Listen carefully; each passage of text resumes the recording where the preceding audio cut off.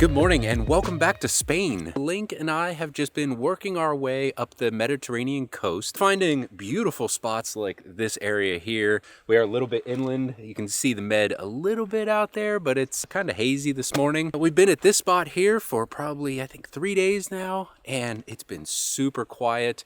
There's been some caves to explore. I had some mountain biking trails to hit, but today it is time to move on. We're gonna head a little bit further north today, which will take us just above Valencia and into some more mountainous regions where we should be able to find some more mountain bike trails, hiking trails. The weather is beautiful here. Light breeze, about 80 degrees Fahrenheit, and I mean, doesn't get much better, especially at night. At night, it gets down into about 50s, and that's perfect for sleeping with the windows open, a fan or two. We're gonna get Judy packed up and ready to hit the road, and then we're gonna head down the mountain.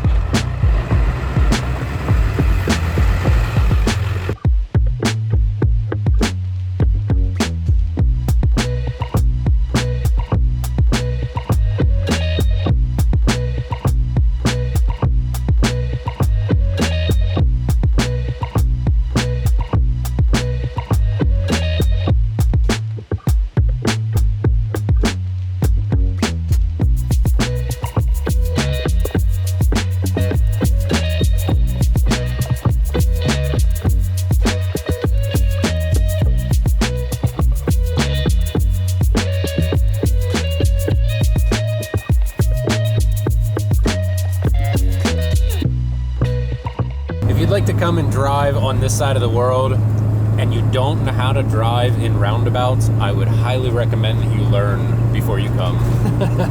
I know in the States it's not a super common thing in a lot of places in the country, but over here there are roundabouts absolutely everywhere, and they are just one after the next. Some are unique. I know in Morocco they actually put lights in the roundabouts, which make it even more confusing. You kind of have to learn country by country with how they drive. It just in general, normally within the first day or two of being in a country, you kind of get the hang of how people move and the road conditions and everything, but it's definitely interesting switching so often from country to country. Making a quick stop at the grocery store. Here in Europe, Lidl and Aldi seem to be the two like really consistent ones across all of the countries, and their prices are so much better. They might not have absolutely everything you need, but for the most part, you can get pretty much everything. And then if you need to supplement, there are some bigger grocery store chains that you can go to, but Lidl and Aldi, pretty much the go-to.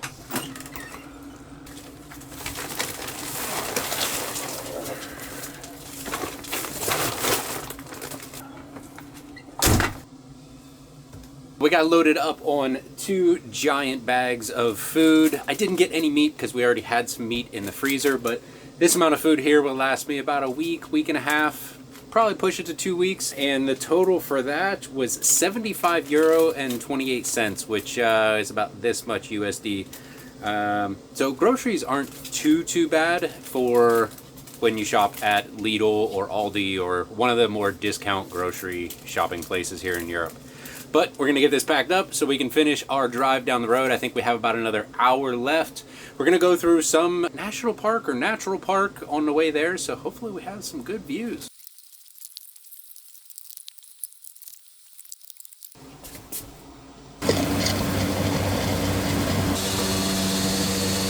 In a small town, was able to find diesel for €1.76, which is actually a decent price. We'll see how much this is. I need about 3/4 of a tank filled up, and I'll show you the total price at the end. Well, this would top this out at 100 liters, which is 176 euro. 100 liters put in about a half a tank for me. I was at a quarter, so now I'm at 3/4 of a tank, but that's quite expensive for only a half a tank of fuel.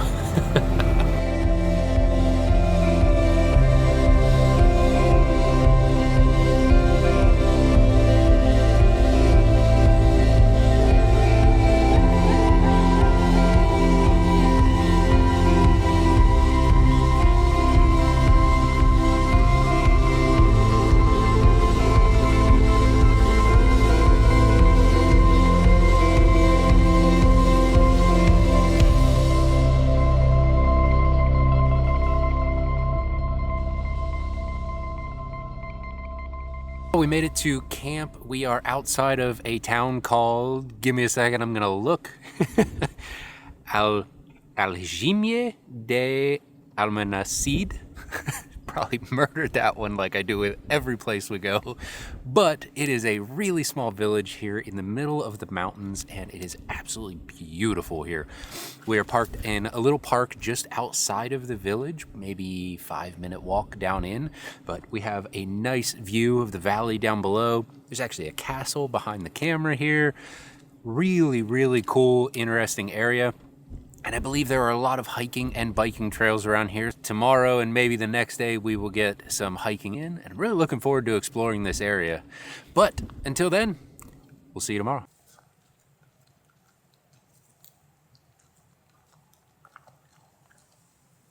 Good morning.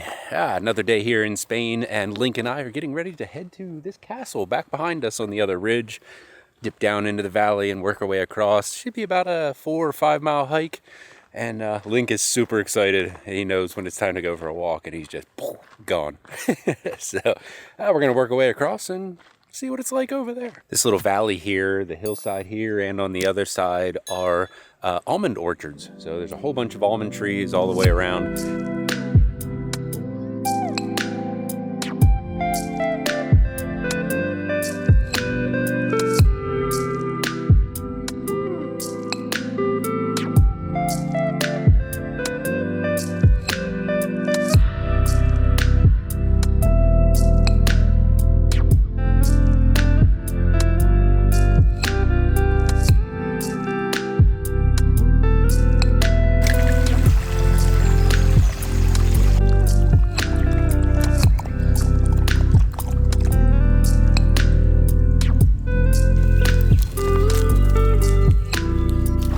Buddy, what'd you do? Now what? Oh, great. He decided that he wanted to run across and didn't realize that there was a trench here. There's a water trench running the whole way through, and he's kind of stuck down in there. Let's see what we can do here. Jeez. Ay, ay, ay. He ran straight across right here thinking he was going to go right up the hill. And I heard a splash. Down he went. There he is. Bud, how you getting out? Buddy, how we getting you out? Come on. Up. Up. Hey, you sucker. No. Hey, come on. Like, come. There you go. Good buddy. Phew.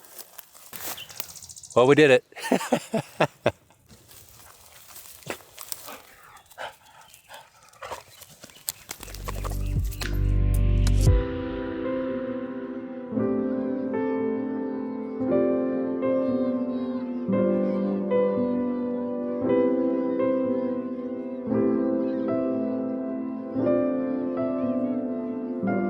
So I was wrong earlier. I believe the trees along here are olive trees.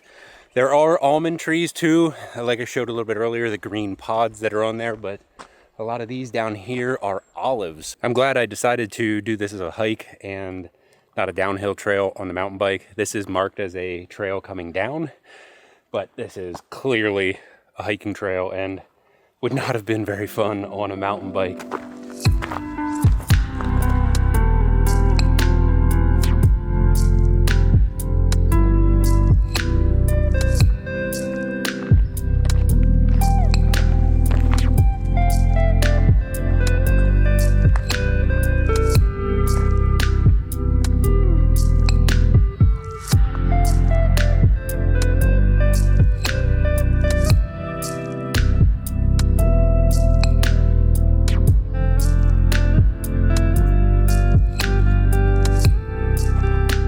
Looks like this castle was used in the 1500s and pretty much took up the whole top side of this cliff here and just overlooked the valleys down below. I mean, you can see the village down here.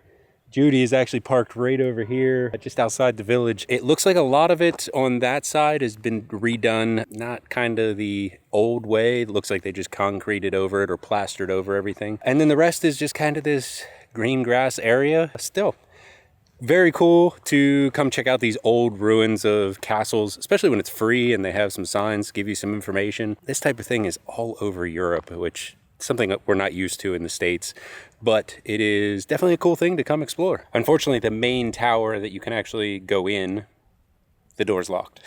So we can't go inside to check it out or to the top to get the view, but interesting castle. I don't think there was very many living quarters up here. I think it was more of just a walled fortress type area. There is an interesting well that water drains from the tower here down into like a big cistern, and then you can pull the water out of the well, which sits in the middle of the fortress. So that's kind of interesting, getting water all the way up here from when it rains. I think we are about done up here. We're gonna work our way back down and then up the other side to where Judy's parked.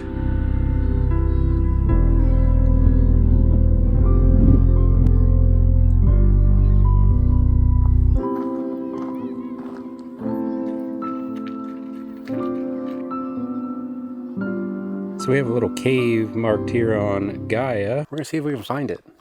It's actually named, so might be something, but we're in the middle of the olive and almond orchards here, and we're gonna try to work our way up through and see if we can find this cave. Searching around, I haven't been able to find the cave. I do wonder if it was right here. This is the only spot that looks like it was caved in. That might be the area where the entrance was, and it's just buried now. But I did walk up around, nothing. So we're gonna continue on, head back to Judy.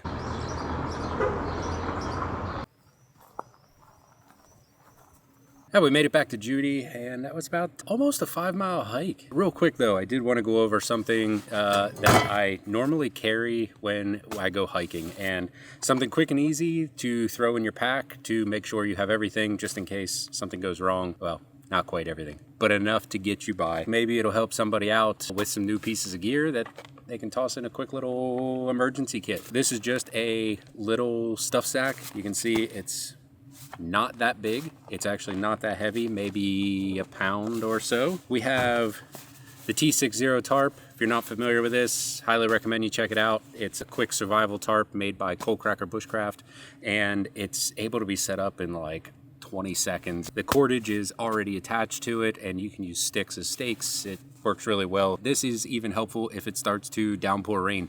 You can throw this up in, like I said, a few seconds and be dry while the rain passes by. The other thing we do have is water filter and dirty water bag.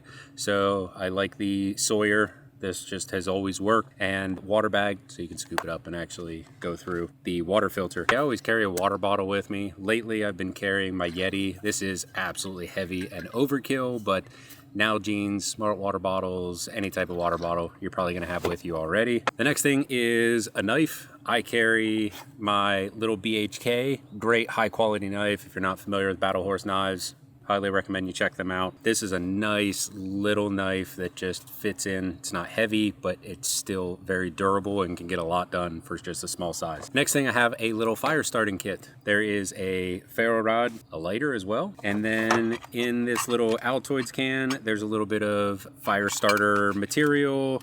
There's actually flint and steel in here too, just something that's been in this little kit for a long time. The one thing I never really carry with me is a first aid kit. It is probably something I should toss in, at least something small, but for the years and years that I've been hiking or been out in the backcountry, I never carry a first aid kit, and there isn't one time that I've needed it. So that might come and bite me in the butt, but oh well. It's always good to practice with these types of things when you're in your backyard or whatever, so that way when you are out and you do need to use it, you know how to use it. Well, we're gonna cut this one here. We're gonna go in and get some work done, edit some videos, and we'll catch you next time. I really hope you enjoyed this video. Really appreciate you following along. If you haven't already, make sure you hit that like button, subscribe, hit the bell so you're notified for next time. And until next time, we'll see you later.